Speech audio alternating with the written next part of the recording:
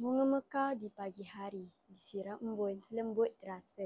Perang membawa derita ngeri, hancur dunia, lenyap manusia.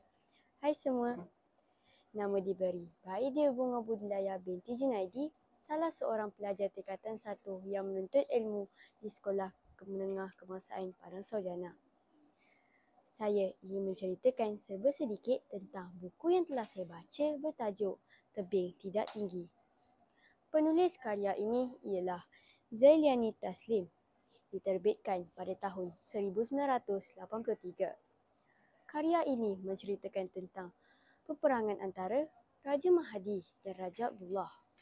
Raja Mahadi mewakili daerah Kelang, manakala Raja Abdullah mewakili negeri Melaka.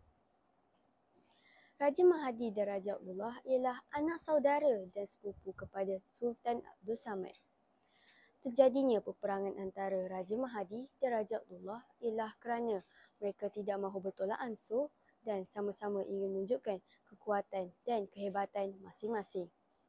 Semasa orang-orang Raja Mahadi sedang menunggu bibit-bibit pertempuran akan meletus, tiba-tiba orang-orang Raja Abdullah telah datang menghampiri tanah Kelang dan mereka memulakan peperangan.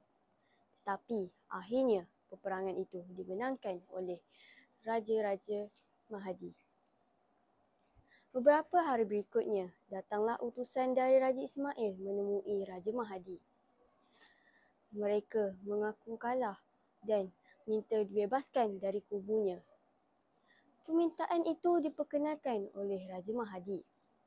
Tetapi Kadir, kawan kepada Wijaya, berasa raja-raja dan orang-orang Raja Abdullah tidak akan berdiam diri.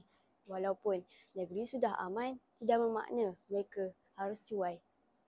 Pada pendapat saya, peperangan itu tidak bagus kerana adanya peperangan dapat kehilangan banyak nyawa dan akan kehilangan orang tersayang. Jadi, jangan perang tau. Sekian daripada saya. Assalamualaikum warahmatullahi wabarakatuh.